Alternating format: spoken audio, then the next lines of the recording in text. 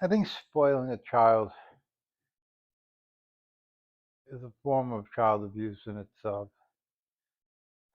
but I think it all comes down to balance because if you don't give the child anything and deprive them of a lot of stuff that normal everyday kids get as of the time when you're raising them, you know, that's child abuse in itself too.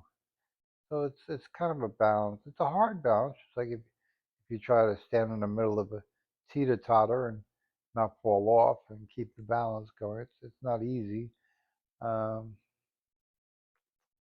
but it's dangerous if you don't. And same with the kids. If you don't balance how you between spoiling, giving them a lot, and giving them nothing. Somewhere in the middle is kind of where you want to land. Uh, and it's not from the aspect of, well, wanting them to be normal or have a good life, anything like that. Because look, the weirdest kids in school, they're the smart ones, and for a lot of reasons, that's why they're weird, because they see the world differently, they live in the world differently, and your all-American football player on the football team is usually the dumbest person in the school. You might get the most girls, you might look the best, but dumb as a rock. He can land the ball, but science and math, he don't have a clue. And that's because they didn't teach science and math in the locker room. You know, and besides football math or baseball math or anything like that, but you know, and I think the problem is I wouldn't let my kids play sports in school. I think it's a big ass waste of time. Uh, but I know it's a very big popular thing in school, and I think a lot of it's like playing the lottery, because uh, they play sports in school hoping to get a contract someday and become the next Michael Jordan or the next Derek Jeter kind of thing, with Tom Brady. And all those people I just mentioned, one in a million, 1 in a billion. I mean, the odds, you might as well win the lottery. I mean, that's why I said that. Uh, so I don't think it's really I'm going to pay the rent by winning the lottery kind of scheme. It's like you tell your landlord that, and you'll have an eviction notice before you close the door. And, it's not the way to go through life. Uh, Now, if you give them too much, and you spoil them, uh, you're not teaching them the basics of life. And the basics of life is you have to work for what you want, or you have to figure out how to get what you want on your own, and not ask mommy and daddy for it, and not break the law to get it either. Uh, so it's hard, and it makes you think, it makes you be diverse, uh, broadens your horizons. You know, it's like when you give a kid a car, he treats it much differently than if he got a job and worked and paid for the car himself. If he paid for the car himself, he's going to be very careful with that car. He's going to take care of it very well, as best to his ability. If he doesn't have any knowledge about cars, he'll do what he can. To the level he can, and he'll learn. And that's the point. He'll learn. But if you give him a car and he crashes it, he'll be like, oh, "Dad, can I have another car?" And it'd be like no big deal. It's like he doesn't have anything invested in the car, so he doesn't really feel like he owns the car. And I'm sure as a parent, if you gave a kid a car, you're like, oh, if you don't do your homework, you can't have the car tonight. So it's like they really don't own the car. It's like you own the car and you just let them use it. So, but when I grew up, I had a lot. I had the basics from the time I grew up. I had a handful of records. An average record player. I mean, that's when I grew up. Records were a big deal. I remember getting the Eagles uh, record, and I believe I was mad. I got it for like Christmas or something. I got the Eagles album, and I returned it when you could do that. I didn't open it, so that's why I returned it because I didn't listen to it. But I returned it and I got a Zeppelin album instead. So that was what I wanted at the time, and I think I got Zeppelin 4 in replacement for it. And in the end, I ended up getting the Eagles album too. But you know, it was limited, and the Planet of Times, was limited too. They didn't have iPads, didn't have phones. I had to get a job because I wanted a record player. I wanted one of those rack record players, with the record player, the cassette tape, the CD player, the equalizer, and the big box speakers. That's what I wanted, and that was the thing of the time. That was top of the line, you know, and it cranked. It was very loud, and that's also why I wanted it. So, it's just, but I had to work for it. I got a job to get it, and I loved it, And now I thought when I got the job and I get the record, the the rack system, I quit. I didn't want. I only wanted to work to get the stereo, and I figured I'd quit when I got the stereo. And I forgot that you got to buy records, and records weren't cheap back then. They were about $20 a piece. And back then, $20 was a lot of money. So it's just uh, so I had to keep working. But and I didn't have a big record collection, so I ended up spending money on other things instead of records. But it's just I don't know. It's hard. Just I don't. See, the big problem is it starts with the pacifier. When they're babies, and you give them a pacifier to shut them up. That's why you give any baby a pacifier, just to shut them up. Because they're screaming and yelling. Put a pacifier in their mouth and instantaneous quiet. And it's like, oh, miracle. You know, and that doesn't stop. When they're babies, it goes on to when they get older, and you keep buying them new things, and it's just a new form of a pacifier. It's like, oh, he wants those pair of sneakers, so you get them just to shut him up. You know, and I think when you're coming from that vein of logic and manipulation, I think that's where it's really child abuse. Because like the pacifier, if you use a pacifier too long, the kid might end up growing up and needing braces, or having an overbite.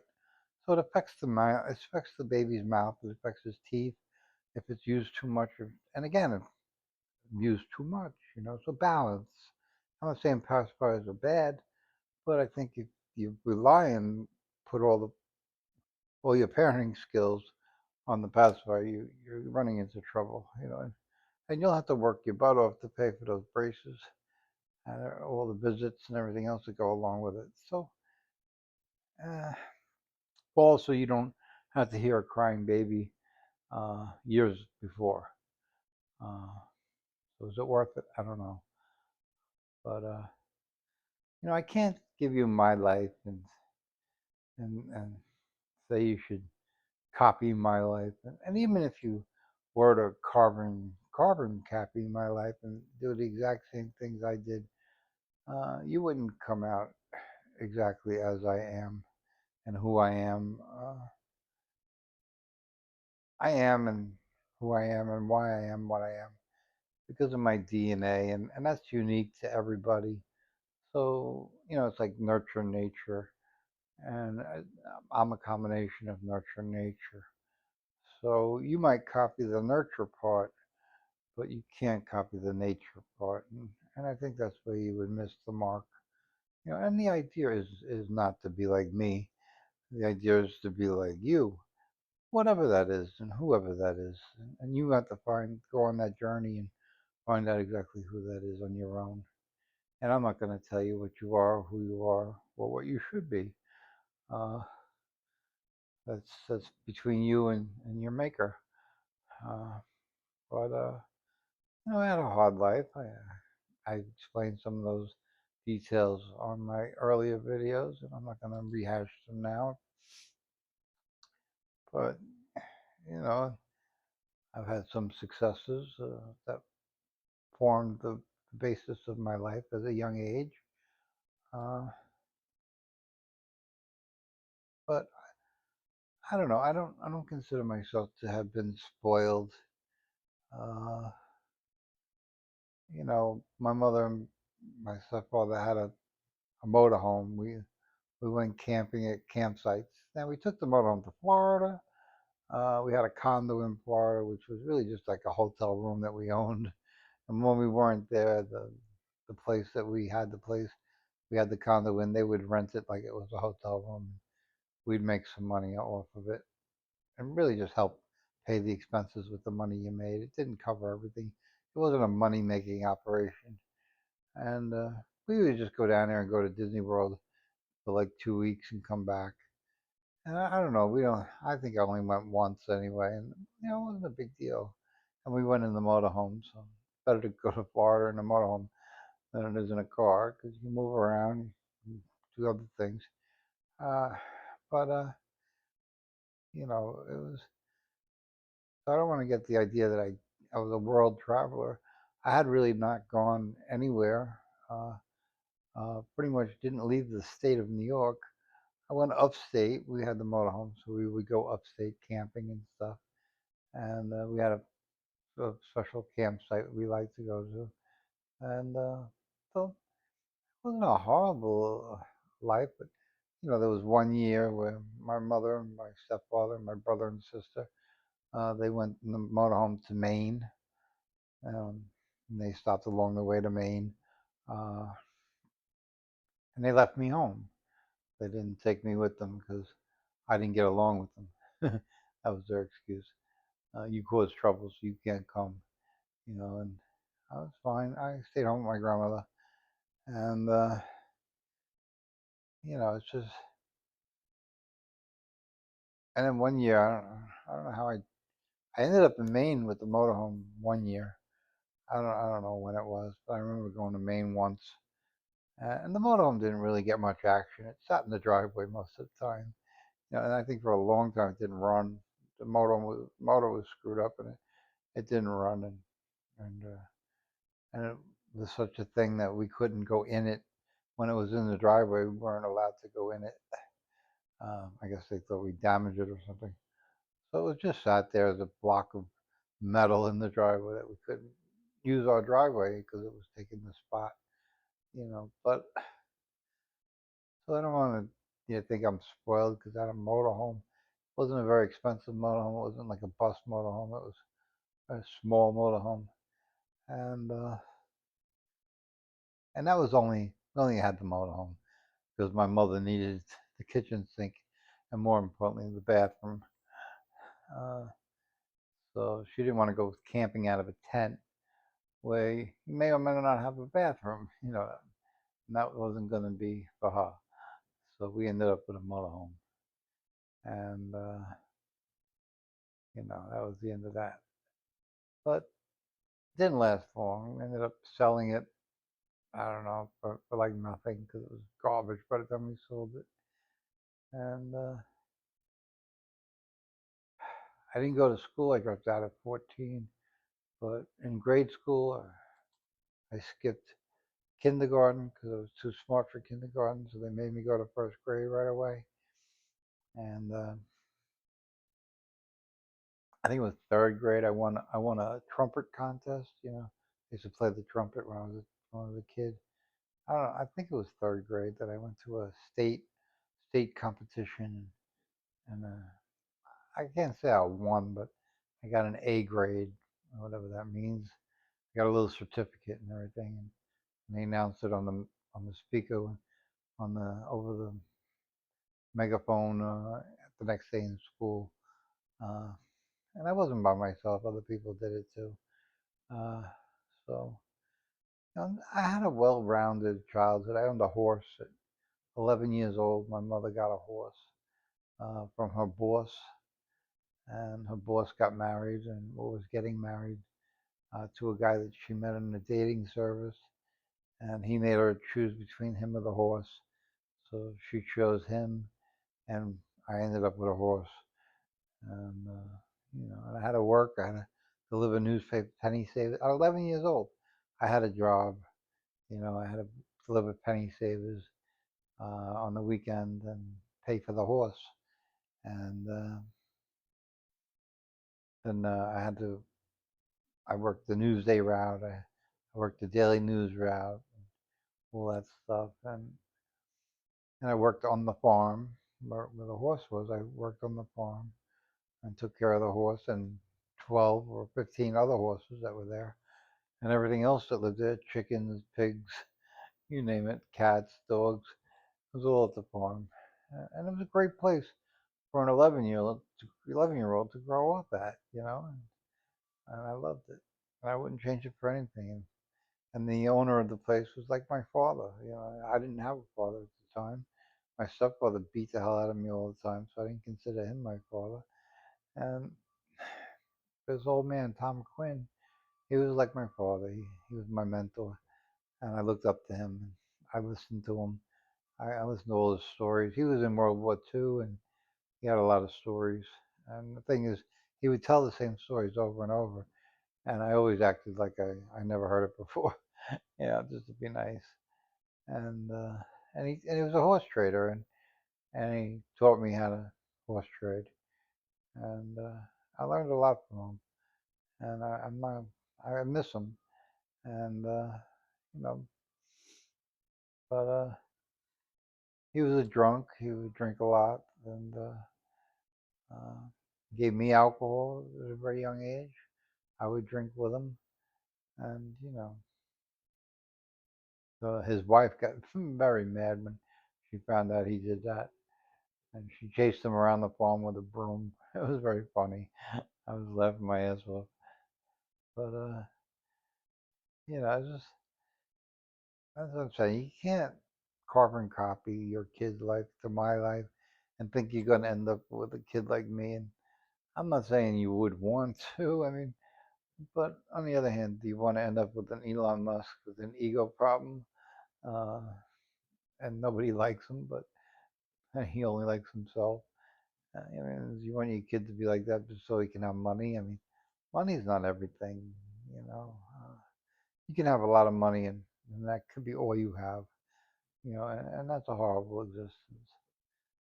So, like I said, well-rounded, balanced, you know, uh, and the weirdest kids, like Elon Musk is a weird kid, but Elon Musk is smart. Nobody can say he's dumb, uh, but he has his problems. He doesn't have foresight. Like his participation in Doge, that wasn't very smart of him, and I don't know why he did it. I can't figure it out. But a lot of very smart people have a lot of blind spots. They don't see a lot of things, and they make a lot of mistakes because of that. You know, and but the weird kids are usually the smart kids. I mean, that's a good rule of thumb. I mean, Einstein was weird. Look at his hair. He was a weird, a weird guy. You know, Nicholas Tesla was weird. He was a very smart guy. I'm a little weird. I have colored nails. I wear dresses. I mean, I'm I'm a little weird, and I've always been weird. And I think I'm very smart. I think I'm very smart. Uh, but I have my blind spots as well. With relationships with other people, I'm not always so good. Uh, I usually figure it out. I mean, it's like when you're in front of me, you can lie to me, but I'll figure it out that you did. ruins everything. So, it's just, I don't know. You can't be perfect and you can't be good at everything. You know, like even football players, they might be good at football, but they're not good at balancing their checkbook. And they buy some of the stupidest things, and they all have all that money, and they buy a car that's worth $500,000, which they don't need. You know, so it's just everybody has a black spot, a blind spot, and the trick is to find out what it is and try to minimize it. Uh, but and there's reasons for those blind spots as well. Um, I don't know. Everyone's different, so I can't give you reasons. It's up to you and your life and your situation. So I'll leave it up to you. But I think the most important part is not to be too harsh on yourself, and and you gotta realize when you're a child and you're brought into this world, and the indoctrination and the brainwashing starts right away, yeah, with the pacifier. That's the first form of brainwashing. Yeah, they put this thing in your mouth and you learn to shut up. And, and that's the whole reason for it. And it starts from there. But, and everybody comes out of from the seed, comes out of the ground differently and creates a different type of flower, even though it's the same kind of flower. White person, black person, Chinese person. But each person is different. None of them are the same, you know. So, but they have similarities, you know. I mean, Chinese people are a lot alike. Uh, if you were to interview them and discuss their likes and dislikes, you'd find a lot of similarities. And that has a lot to do with the indoctrination and brainwashing that they go through in their cultures. I think a North Korean uh, child would be much different than a South Korean child because of the dynamics of the different governments and the way they're raised. And I think, it's nurture nature again. Uh,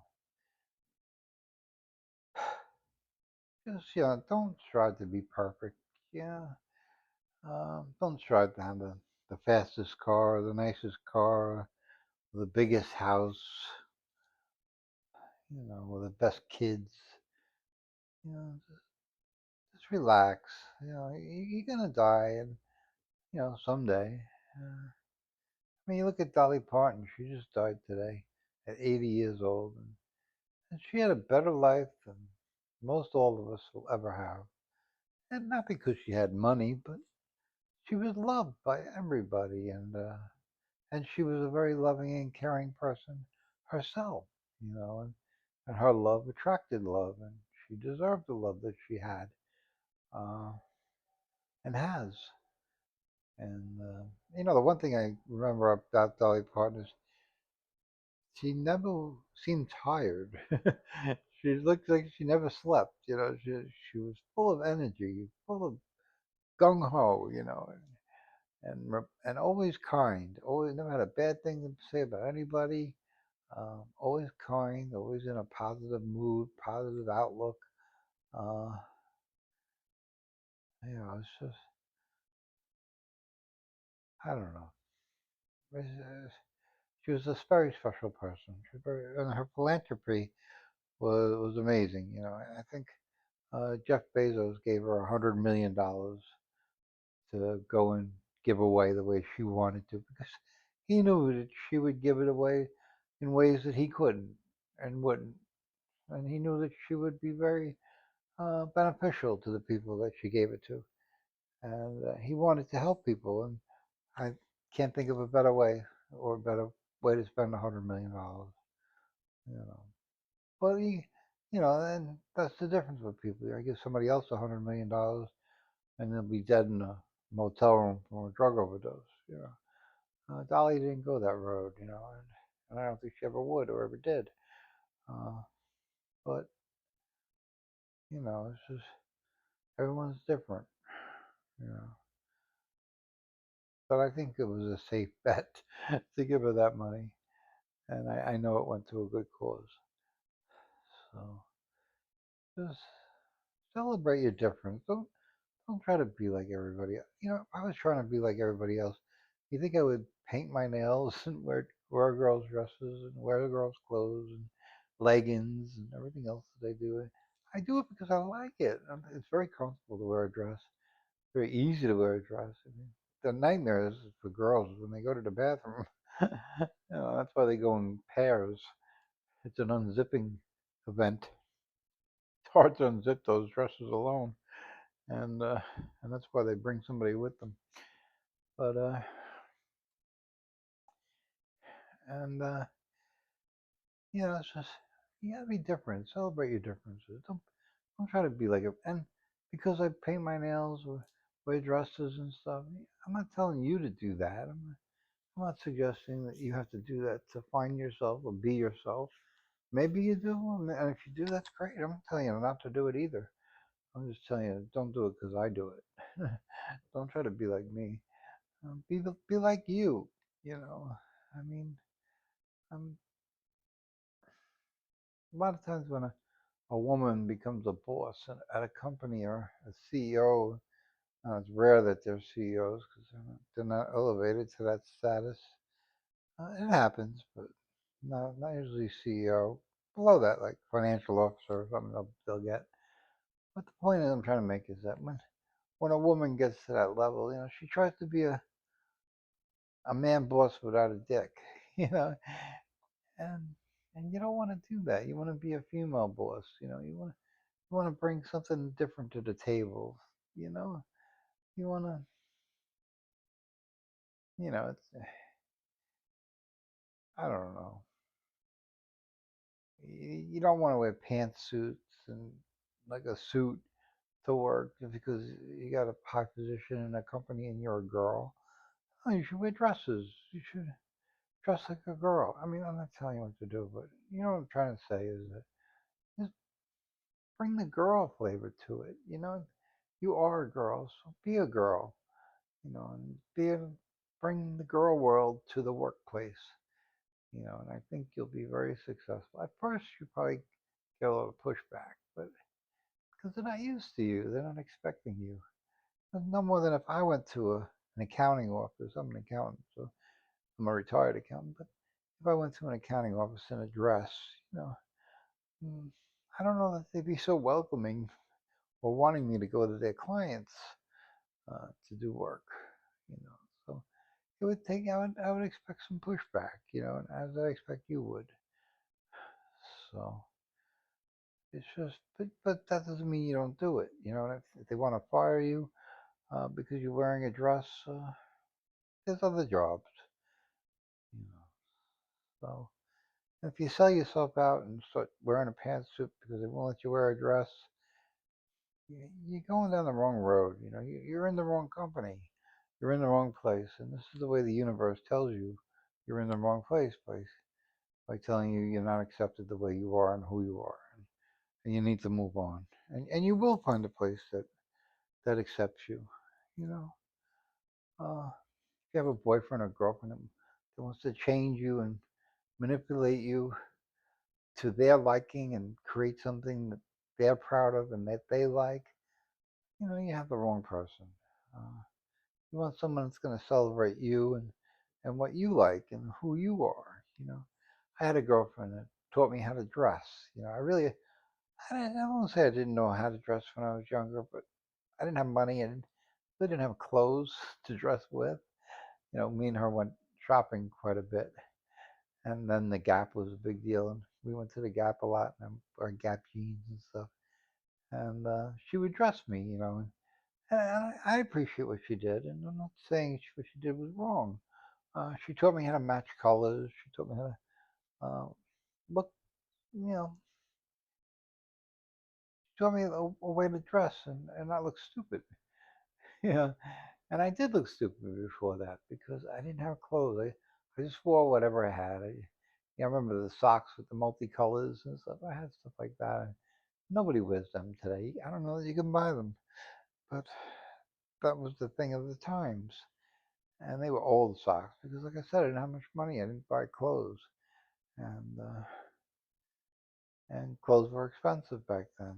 So they didn't have Primark. They didn't have TMU, whatever you call that. It was very expensive. Gap was very expensive. It was $50 for a pair of jeans, and back then that was expensive. And so I didn't really have the wardrobe, and she changed the way I do things.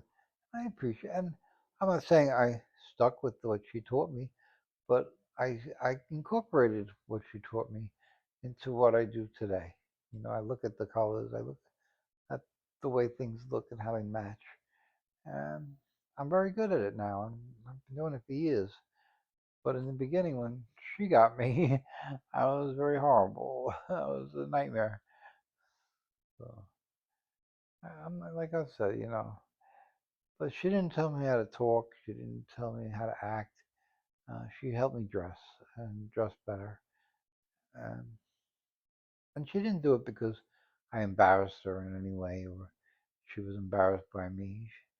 She did it to help me. She did it because she knew she saw someplace I needed help. And she stepped up to the plate and did it, you know. So I can't fault her for that. And, you know, like I say, you can't, you can't be me. And, you're for trying to do that, you're on the wrong road just to begin with. It's a dead end road. It's going to end real quick, you know. So be you and be the best version of you. And if anybody doesn't like you, move on. It's a sign from the heavens that you're just not meant to be. You guys, you have to go through a lot of girls.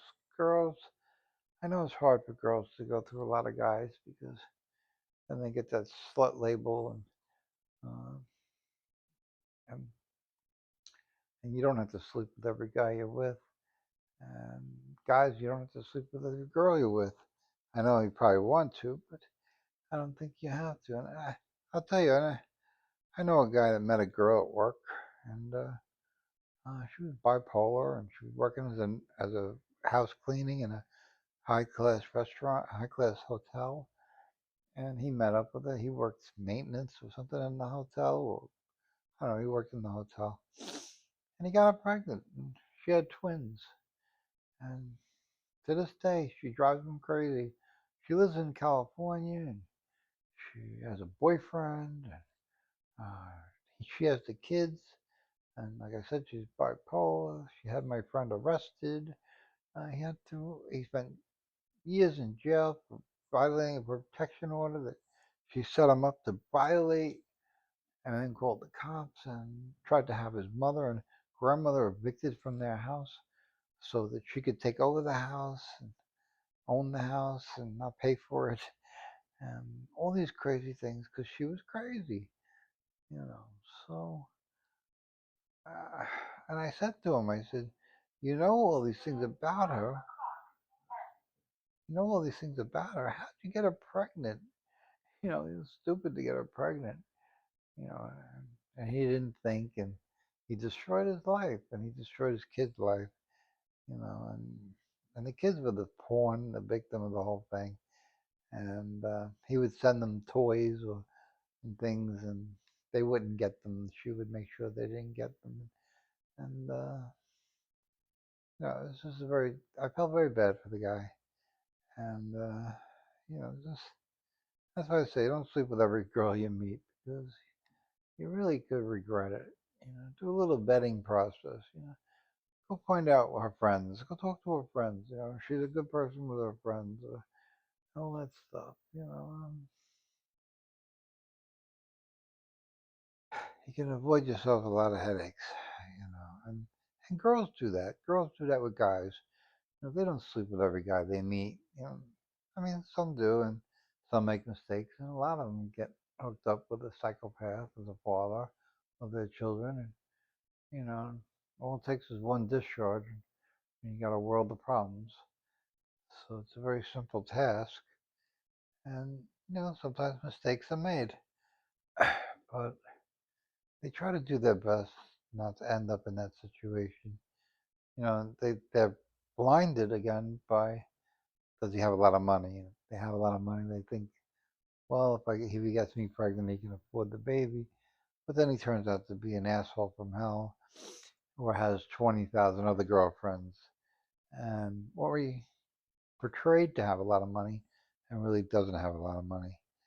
You know, and I think the biggest thing you have to watch out is they're from the Middle East or they're from a different country and they get pregnant with you and they take the kids to their country and you never see them again.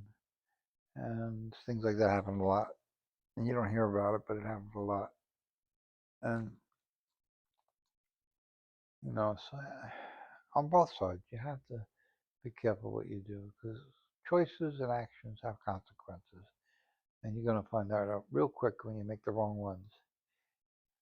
So, and there's no going back. Once you make that choice, once you get that pregnant label, there's no going back.